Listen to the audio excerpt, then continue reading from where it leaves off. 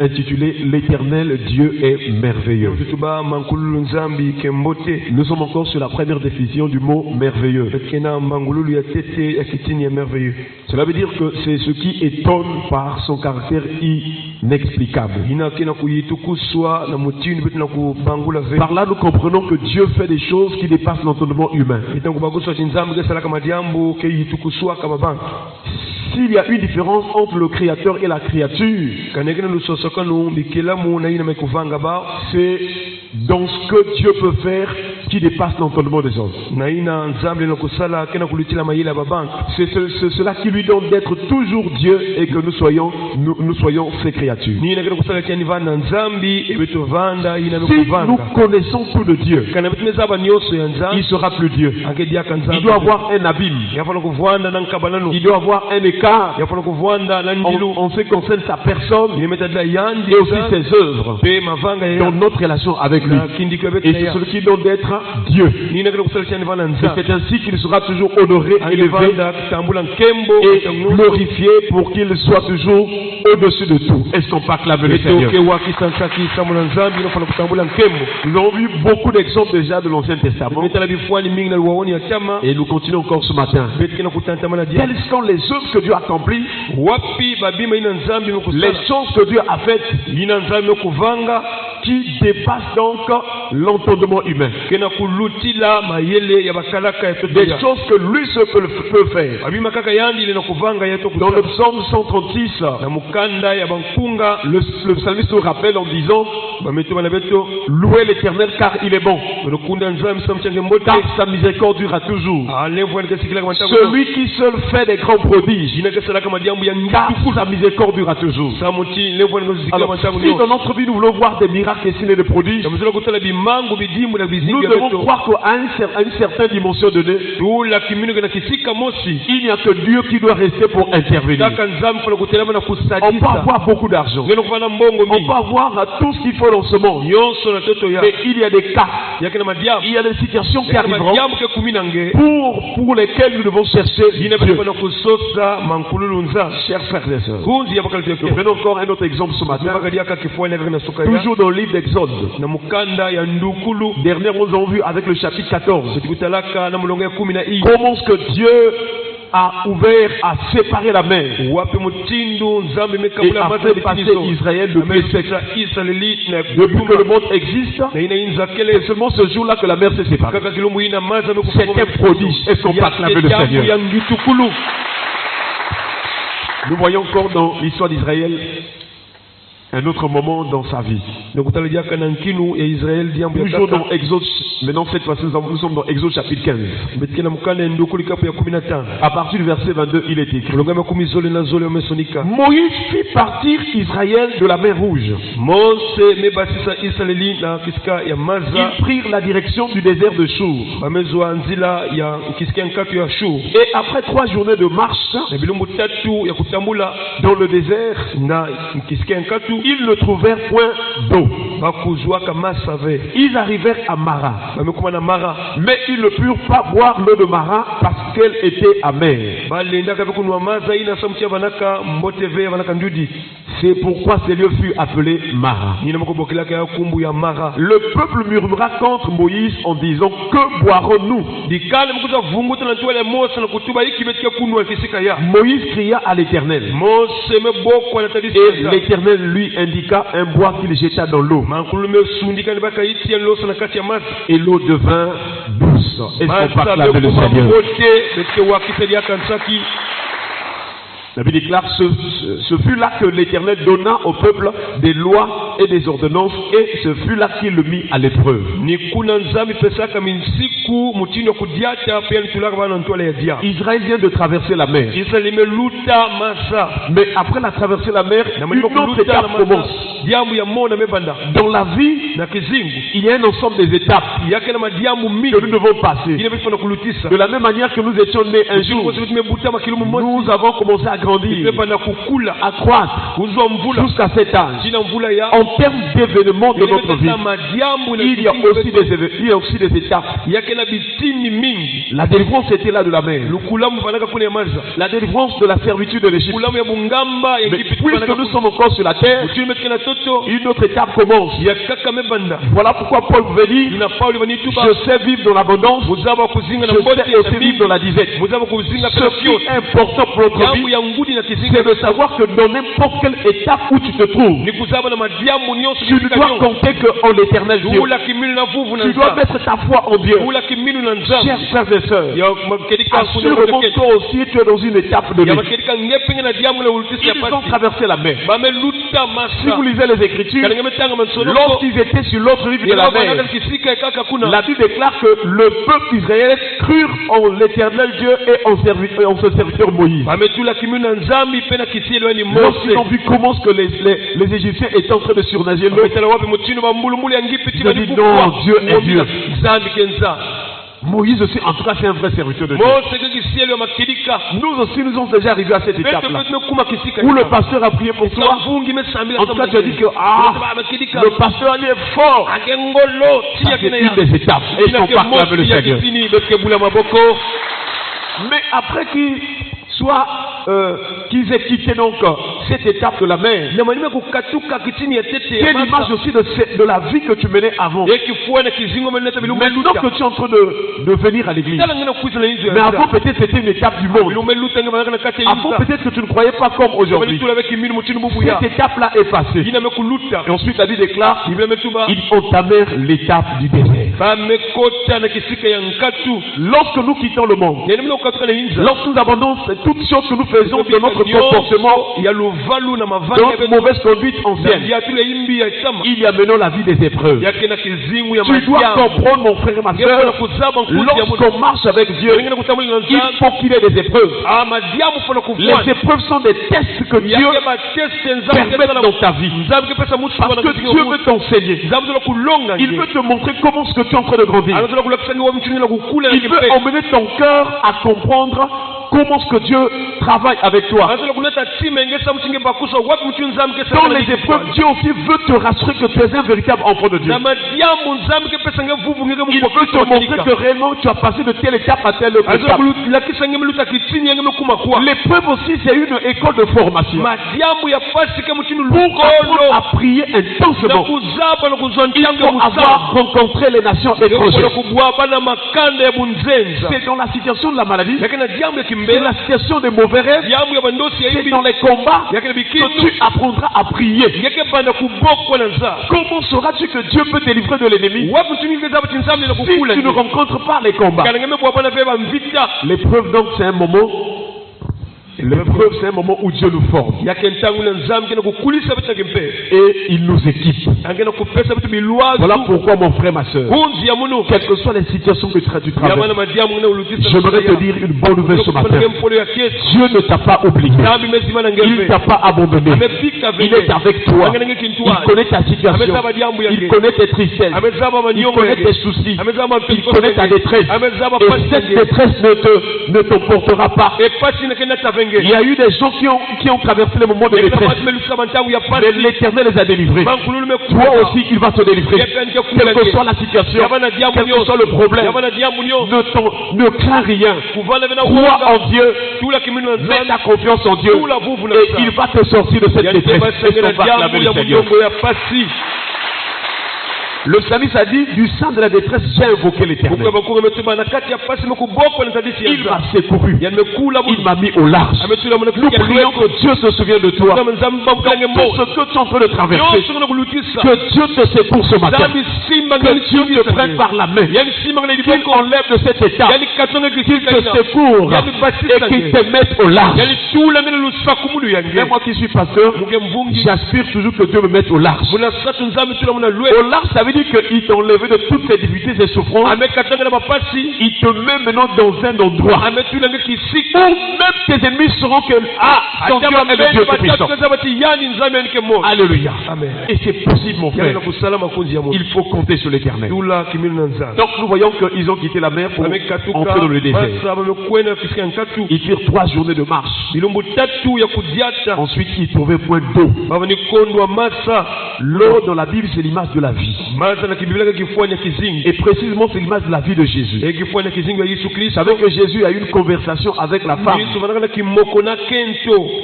samaritaine au sujet de l'eau. Dans Jean chapitre 4. La femme samaritaine s'appuyait sur l'eau qu'avaient laissé les aïeux, les ancêtres, les Abraham, les Jacob. Mais Jésus dit à la femme samaritaine, quiconque boit de cette eau aura encore soif. Si tu cherches ta vie par toi-même, tu auras toujours besoin et soif de quelque chose. Ton âme ne sera jamais en paix. Il faut chercher la vie, c'est une très bonne chose. Mais il faut chercher la vie en partant d'une autre personne qui est l'auteur de la vie, en partant d'une autre personne qui est la vie véritable. C'est la personne de Jésus. Oui, chers frères et sœurs, Israël a cherché l'eau par ses propres efforts. Ils ont marché. Ils ont marché. Ils ne trouvaient point d'eau. Après quelques temps après, ils ont trouvé un oasis, un puits d'eau dans le désert. Ils ont dit enfin, là c'est bon. Toi aussi quand tu as des projets, tu as des choses parfois sans compter sur Dieu. En cas, je vois déjà des millions. Je vois déjà ceci, mon frère, ma soeur, même quand ça promet, il faut aller vers Jésus. Même quand tu sais que ça va marcher, ne compte pas sur toi-même, ne compte pas sur ce que tu fais. Va dans la présence du Seigneur afin qu'il se lève, qu'il chasse l'ennemi, afin qu'il se lève, qu'il chasse les Madianites. Il y a eu des choses où tu disais que ça va marcher. Là c'est un coup sûr, mais après ça n'a plus marché. Parce que les Madianites t'attendaient. Les Madianites, c'est l'ensemble des œuvres de l'ennemi qui attendent seulement au moment de la récolte. Tu as peiné, tu as transpiré, tu as souffert. Tu dis enfin je vais récolter. Mais le Madianite vient seulement à cette époque-là. Il ravage, il détruise. Chers frères et sœurs, qu'est-ce qu'on a détruit dans ta vie? Chers frères et sœurs, il y a une bonne nouvelle ce matin. Si tu te confies en ce Dieu-là, le Dieu de Gédéon, il est capable de te donner la victoire sur tous les Madianites qui venaient ravager tes productions. Et cette année, nous prions que toutes tes productions soient protégées au nom de Jésus. La bénédiction qui arrive dans ta vie, la grâce que Dieu t'accorde, que l'ennemi ne vienne plus voler, que l'Éternel se lève en ta faveur, qu'il disperse tes adversaires, qu'il disperse tes ennemis, lui qui est le Tout-Puissant, lui qui a manifesté son amour pour toi en donnant son fils à la croix. Lorsqu'ils ont trouvé l'eau de Mara, ils pensaient que ça va aller, mais quand ils ont goûté l'eau était amère. Mara, c'est l'image d'une étape de la vie. Là où tu essaies, ça ne marche pas. Sur le plan financier, sur le plan relationnel, même dans la famille, ça ne marche pas. Mara, c'est un moment où tu vis des malheurs. C'est comme dans l'histoire de Naomi. Lorsqu'il savait qu'à Moab là-bas, il y avait du pain, et qu'à Jérusalem, à Bethléem, il y avait un temps de famine. Naomi a abandonné son lieu. Elle est partie au pays de Moab avec son mari et ses 2 fils. Malheureusement pour elle, il y avait du pain à Moab, mais ce n'était pas le lieu que Dieu a destiné pour eux. Il faut savoir rester en Christ. Même quand tu traverses des difficultés, il faut espérer que ça marchera. Et Naomi est arrivée à Moab là-bas. Il a perdu son mari. Il a perdu ses 2 fils. Et elle est restée avec ses 2 belles filles. Mais quelques temps après, elle apprend que à Bethléem, Dieu avait donné du pain. Est-ce qu'on peut acclamer le Seigneur? Que le Seigneur te ramène à ton lieu. Que le Seigneur te donne l'abondance cette année. Là où tu as vécu la famine, là où tu n'avais plus rien, que le Dieu qui donne le pain puisse visiter tout ce qui te concerne. C'est ainsi que Naomi va repartir à Bethléem. Et pendant qu'ils ont remarqué que l'eau était amère, une autre étape, le peuple murmura contre Moïse. Je ne sais pas si dans ta vie aussi tu as de traverser le monde de murmure à cause de ce qui ne va pas. Quelquefois il y a certains qui disent vraiment Dieu ne m'aime pas, pourquoi tant de souffrance, et pourtant je vais à l'église tous les jours. Vraiment je pense que Dieu ne m'écoute pas. Attention avec les murmures. Les murmures ne sont pas une solution. Quand tu as un problème, quelle que soit la souffrance, va auprès du Seigneur. Hier nous avons donné ce sujet en disant pour mon âme, pourquoi t'as-tu au-dedans de moi? Espère en l'Éternel. Quand tu sens que tu as l'affliction dans le cœur et tu n'arrives plus, alors prie pour ton âme. Dis mon âme, pourquoi t'as battu? Espère en l'Éternel et le Seigneur touchera ton âme et ton âme aura la paix et l'assurance de l'Éternel. Est-ce qu'on parle avec le Seigneur? C'est ainsi que Moïse cria à l'Éternel. Lorsque ça ne marche pas, il faut crier à l'Éternel. Prier ici, ce n'est pas déranger les autres.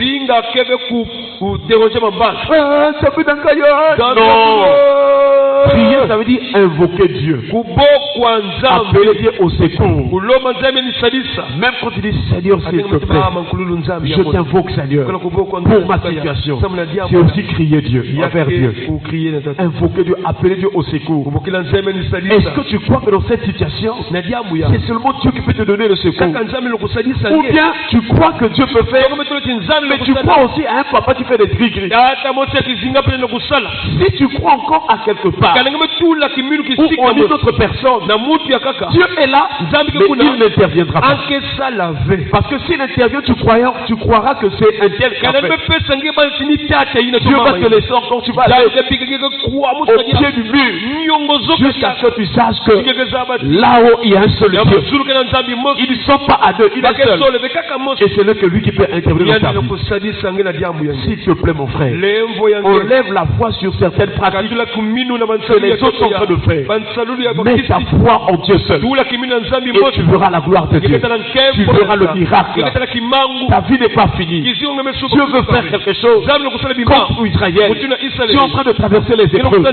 Et dans cette épreuve-là, Dieu veut t'enseigner. Compte que sur le Seigneur.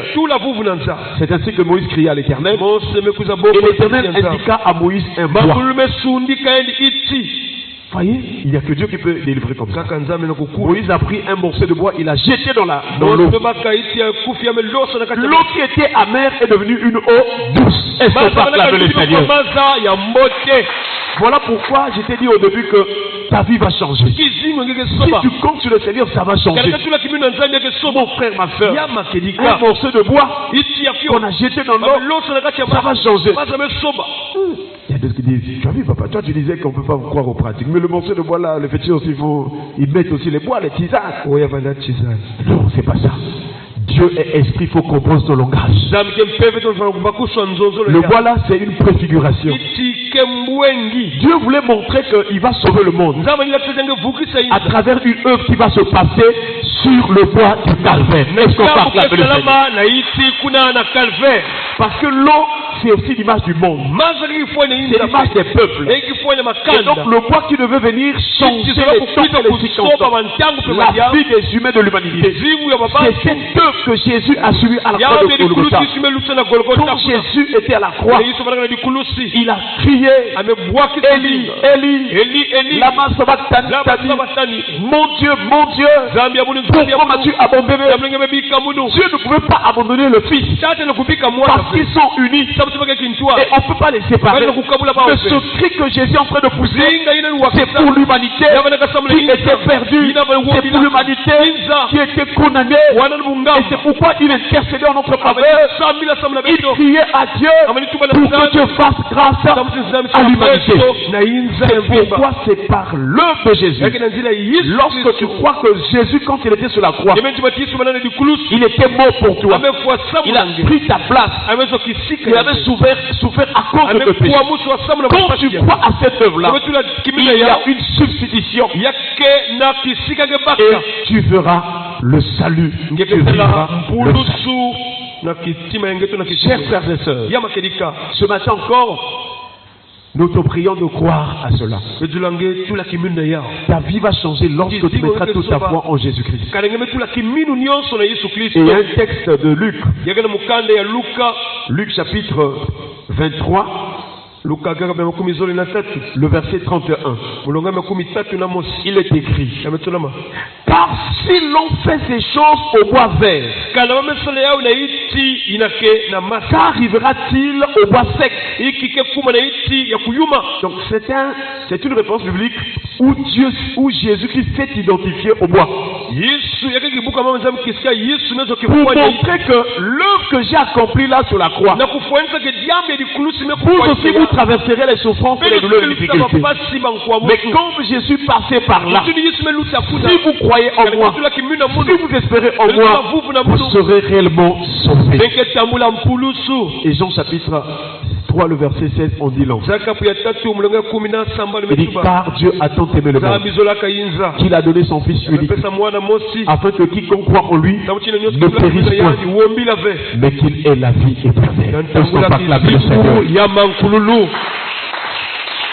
Que le Seigneur nous visite ce matin. Tu es venu avec un problème. Tu es peut-être dans le désert. Tu es peut-être à Mara. Tu es peut-être dans les murmures. Quelles que soient les étapes dans lesquelles tu te trouves, que le Seigneur opère un miracle en ta faveur. Que Christ, qui était mort à la croix, mis dans le sépulcre, il n'est pas resté dans le sépulcre. Là où nous parlons, il est déjà ressuscité. Il est vivant au siècle des siècles.